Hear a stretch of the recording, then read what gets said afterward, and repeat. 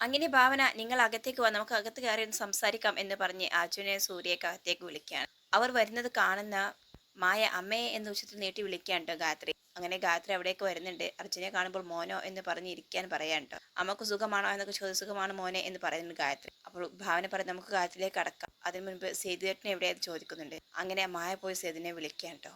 സേതു വരുമ്പോൾ അർജുനെ കാണുമ്പോൾ ഒത്തിരി സന്തോഷമാവട്ടെ. ആ അർജുൻ എന്നൊക്കെ പറഞ്ഞ് ഷെയ്ക്കാന്റെ കൂടെ ഇരിക്കാൻ പറയാണ്. അപ്പോൾ ഭാവന പറയുന്നത് സേതുട്ടാ ഇത് പഴയ അർജുനല്ല, ഇപ്പോൾ ജഡ്ജാണ്.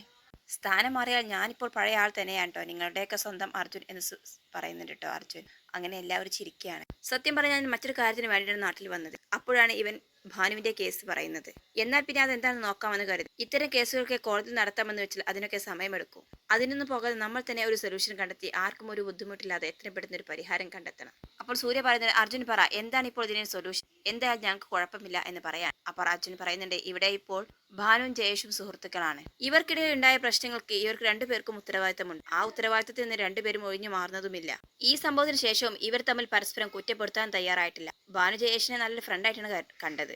ആ ഒരു സ്വാതന്ത്ര്യം ജയേഷ് ഒരിക്കലും ദുരുപയോഗവും ചെയ്തിട്ടില്ല. ഭാനുവിനോട് ജയേഷ് അതിരിവിട്ട് എന്തെങ്കിലും പെരുമാറിയിട്ടുണ്ടോ എന്ന് ചോദിക്കുന്നുണ്ട്. ഭാനു ഇല്ല എന്ന് പറയാണ്. അപ്പോൾ ജയേഷിന്റെ മനസ്സിൽ ഭാനുവിനോട് അടുപ്പമുണ്ട് എന്നുള്ളത് സത്യമല്ലേ എന്ന് ചോദിക്കാൻ ട്ടോ. അപ്പോൾ എല്ലാവരും ഒന്ന് ആലോചിക്കുന്നുണ്ട്. സേതു പറയുന്നുണ്ട് അങ്ങനെയാണെങ്കിൽ അവൻ ഇവരുടെ ജീവിതം വെച്ച് വില പശുമോ?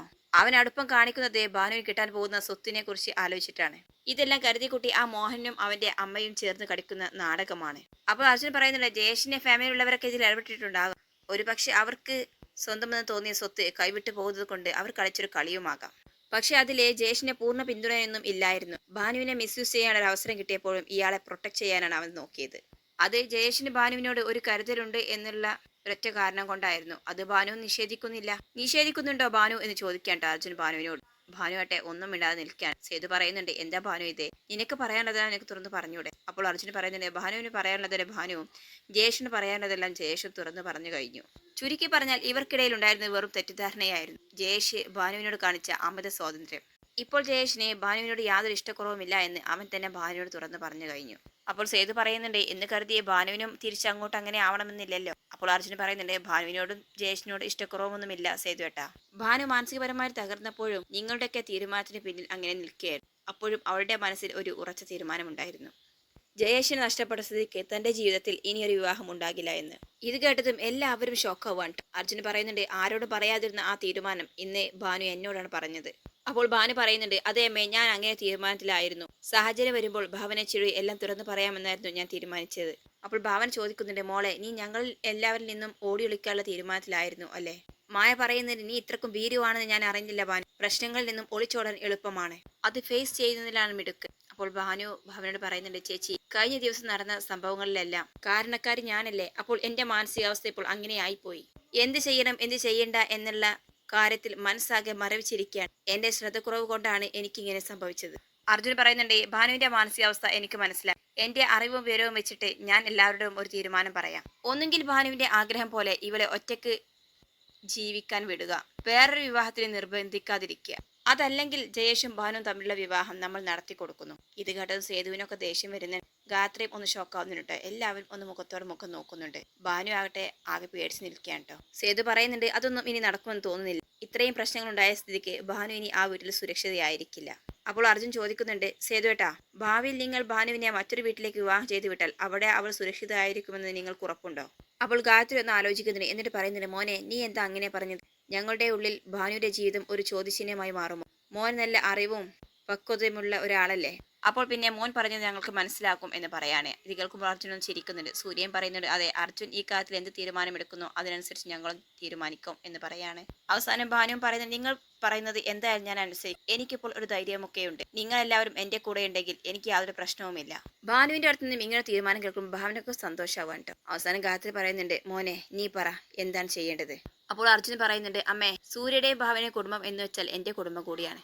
ഭാനു എന്റെ സഹോദരിയാണ്. ഇവർക്കിടയിൽ എന്തെങ്കിലും പ്രശ്നമുണ്ടായാൽ ആദ്യ പരിഹാരത്തിന് ഓടിയെത്തുന്നത് ഞാനായിരിക്കും. അത് ഞാൻ ജയേഷിനെയും കുടുംബത്തെയും ഓർമ്മപ്പെടുത്തുകയും ചെയ്യും. നേരായ വഴിക്കാണെങ്കിൽ ഇവർക്കൊപ്പം നമ്മൾ എല്ലാവരും ഉണ്ടാകും. ഭാനുവും ജയേഷുമായിട്ടുള്ള വിവാഹ കാര്യങ്ങൾ എന്റെ സാന്നിധ്യത്തിൽ സംസാരിച്ച് ഒരു തീരുമാനമുണ്ടാക്കും. അമ്മ എന്ത് പറയുന്നു എന്ന് ചോദിക്കുകയാണ്. ഗായത്രി പറയുന്നുണ്ട് മോൻ ഉറപ്പുണ്ടെങ്കിൽ മോൻ തീരുമാനിച്ചോളൂ. അപ്പോൾ സേതു പറയുന്നുണ്ട് സാർ തീരുമാനിച്ചോളൂ, ഞങ്ങൾക്ക് എതിർപ്പില്ല.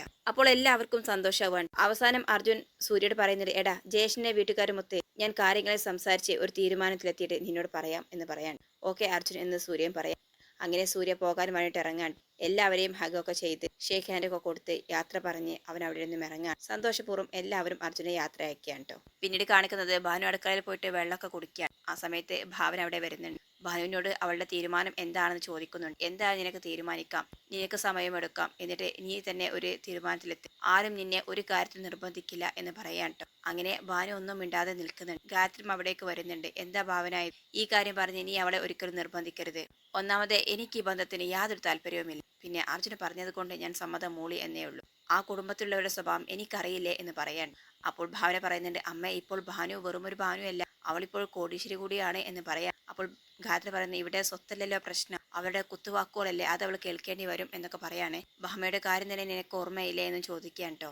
ഇനി വിവാഹം എങ്ങനെയായാലും ഏറിയാൽ ഒരു വർഷം, ആ ഒരു വർഷത്തിനുള്ളിൽ എന്തായാലും വിവാഹം നടത്തിയിരിക്കും എന്ന് പറയാണ്. അപ്പോൾ ഭാനു പറയുന്നത്, ഈ ഒരു വർഷത്തിനുള്ളിൽ എനിക്ക് മറ്റൊരു വിവാഹത്തിന് താല്പര്യമില്ല അമ്മേ എന്ന് പറയാൻ. ഇത് കേൾക്കുമ്പോൾ ഭാവന ചിരിക്കുന്നുണ്ട്. ഇതിനർത്ഥം എന്താണമ്മേ, അവൾക്ക് ഇപ്പോഴും ജയേഷിനെ ഇഷ്ടമാണെന്നല്ലേ? അങ്ങനെയാണെങ്കിൽ നമുക്കതിനെ തീരുമാനിക്കാം, എന്താ വേണ്ടെന്ന് ഈ ചേച്ചിക്ക് അറിയാം എന്ന് പറയാണ്. എന്നിട്ട് ഭാവനയോട് സമാധാനപൂർവ്വം അകത്ത് പോയിട്ട് ഇരിക്കാൻ പറയാൻ കേട്ടോ. അങ്ങനെ ഭാവന അവിടെ നിന്ന് പോവുകയാണ്. ശേഷം ഗായത്രിയോട് ഭാവന പറയുന്നുണ്ട്, അമ്മ സമാധാനമായിട്ടിരിക്കും, നമ്മൾ ഉദ്ദേശിക്കുന്നത് പോലെ കാര്യങ്ങളൊന്നും നടക്കും. അവർക്ക് ഇടയിൽ നല്ല സ്നേഹവും ഇഷ്ടവും ഇപ്പോഴും ഉണ്ട്. അതുകൊണ്ട് നാളെ എന്തായാലും മോഹനമാമനെ കണ്ട് ഈ കാര്യമൊക്കെ സംസാരിക്കണം എന്ന് ഭാവന പറയാണ്. അങ്ങനെ ഗായത്രി സമ്മതം മൂളുന്നുണ്ട്. പക്ഷേ അവരുടെ മനസ്സിൽ ഇപ്പോഴും ആകെ ഒരു പേടിയും ഭാനുവിന്റെ ഭാവിയെക്കുറിച്ചുള്ള ആശങ്കയുമാണ് കേട്ടോ. പിന്നീട് കാണിക്കുന്നത് രാത്രി സൂര്യയുടെ വീടാണ്. പതിവ് പോലെ തന്നെ മാനസ അവളുടെ റൂമിൽ ബെഡിൽ കിടക്കുന്നു.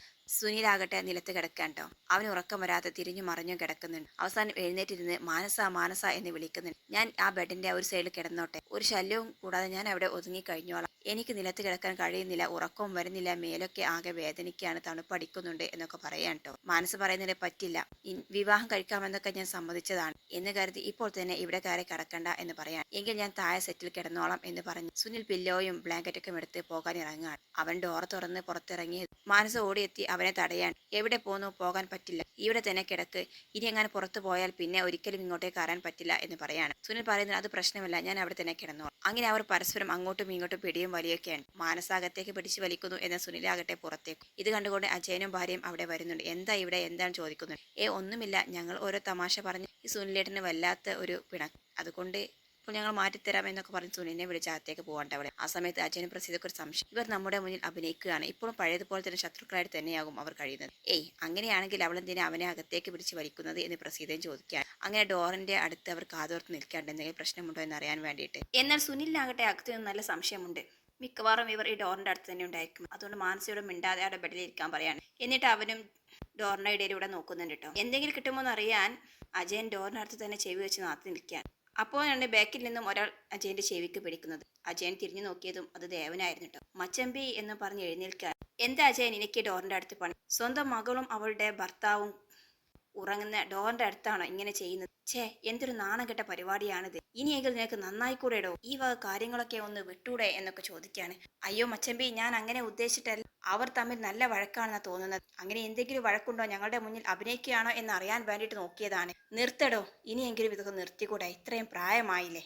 ഇനി മറ്റുള്ളവരുടെ പ്രശ്നം എന്താണ് എന്നൊക്കെ എത്തി നോക്കാൻ വേണ്ടി നടക്കുന്നു. പോടോ എന്ന് പറയാൻ കേട്ടോ. അങ്ങനെ നാണം കെട്ടിട്ട് അജയൻ അവരിൽ നിന്നും ഇറങ്ങി പോവാണ്. ഇതെല്ലാം അകത്തു നിന്നും സുനിലും ശ്രദ്ധിക്കുന്നുണ്ടായിരുന്നു കേട്ടോ. അവൻ പൊട്ടിച്ചിരിക്കാൻ കേട്ടോ. എന്നാൽ മാനസ കേട്ട കാര്യമൊന്നും മനസ്സിലാകുന്നില്ല. എന്താടോ എന്താ എന്ന് ചോദിക്കുന്നുണ്ട് മാനസ.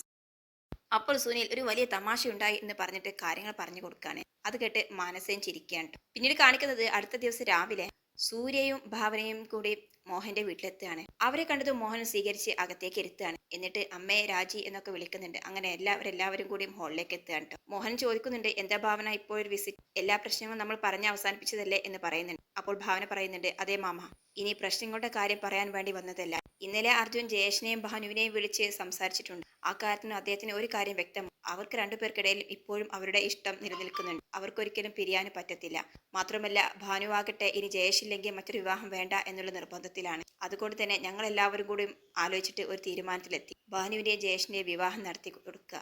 എന്താ അങ്കിൾ, അത് നമുക്ക് മുന്നോട്ട് കൊണ്ടുപോകൂടെ എന്ന് ചോദിക്കാൻ കേട്ടോ. അപ്പോൾ മോഹൻ പറയുന്നത്, എന്താ ഭാവന ഇങ്ങനെ ചോദിക്കുന്നത്, ഞങ്ങൾക്ക് പൂർണ്ണ സമ്മതമാണ്. ഇതെല്ലാം ഞങ്ങളും ആഗ്രഹിച്ചൊരു കാര്യം തന്നെയാണ്. പക്ഷേ ഭാനുവിന്റെ മനസ്സ് എന്താണെന്ന് അറിയില്ലല്ലോ എന്ന് കരുതിയിട്ടാണ് ഞങ്ങൾ മിണ്ടാതിരിക്കുന്നത് എന്ന് പറയാൻ കേട്ടോ.